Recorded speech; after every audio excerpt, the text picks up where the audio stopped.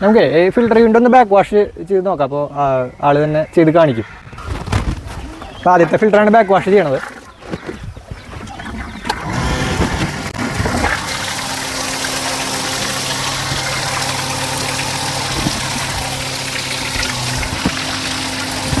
ആദ്യം ശ്രദ്ധിക്കേണ്ടത്, പല സ്ഥലത്ത് നമ്മൾ ചെല്ലുമ്പോൾ ആദ്യം തന്നെ ക്ലിയർ വെള്ളം വരുന്നത് കാണും.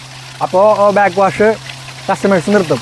അങ്ങനെ ചെയ്യരുത്. നമ്മൾ ആദ്യം കുറച്ച് ബാക്ക് വാഷ് ചെയ്ത് കഴിയുമ്പോൾ ആണ് കലങ്ങിയ വെള്ളം വന്ന് തുടങ്ങുക. ആദ്യം തന്നെ വരുന്ന വെള്ളം അതിൽ ഫിൽറ്ററായി കിടക്കുന്ന വെള്ളമായിരിക്കും.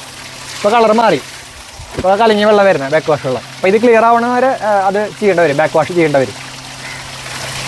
ഇപ്പോൾ വരുന്നതൊക്കെ കലങ്ങിയ വെള്ളമാണ്. ഇനി റിൻസിലേക്ക് ഇടാൻ പോവാണ്. ഈ മോട്ടർ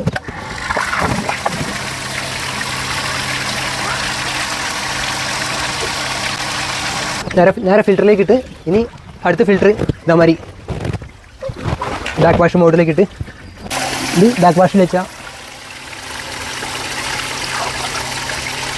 അപ്പോൾ ഇനി ഞാൻ മോട്ടർ ഓഫാക്കിയിട്ട് നേരെ റിൻസിലേക്ക് ഇടാൻ പോവാണ്.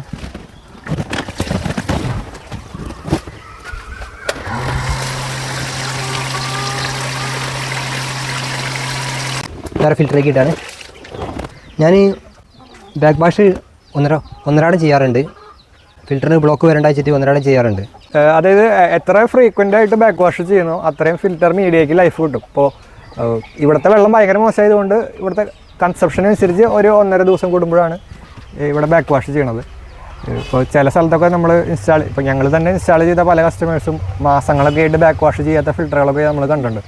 അപ്പോൾ അങ്ങനെ നിങ്ങൾ ഇങ്ങനത്തെ ഒരു ഫിൽറ്റർ യൂണിറ്റ് ഇൻസ്റ്റാൾ ചെയ്തിട്ട് അങ്ങനെ മെയിൻറ്റെയിൻ ചെയ്താൽ ഫിൽറ്ററിന് ലൈഫ് കിട്ടില്ല, പെട്ടെന്ന് നാശമായി പോകും. അപ്പോൾ എത്ര ഫ്രീക്വൻ്റ് ആയിട്ട് ചെയ്യണോ അത്രയും ഫിൽറ്ററിന് ലൈഫ് കിട്ടും. ഫ്രീക്വൻ്റ് ആയി ചെയ്യുമ്പോഴുള്ള ഒരു ഉപകാരം എന്ന് പറഞ്ഞാൽ നമുക്ക് അത്രയും വെള്ളം വേസ്റ്റ് ആക്കിയാൽ മതി. അത് പെട്ടെന്ന് ക്ലിയർ ആവും. ഇതിൽ കയറിയിട്ടുള്ള ചെളി കുറച്ച് സമയം കൊണ്ട് തന്നെ ക്ലിയർ ആവും. കുറേ കാലം കൂടി ബാക്ക് വാഷ് ചെയ്യുമ്പോൾ കുറേ വെള്ളം നമ്മൾ ചിലവാക്കേണ്ടി വരും അത് ബാക്ക് വാഷ് ചെയ്ത് ക്ലിയർ ആക്കി എടുക്കണമെങ്കിൽ.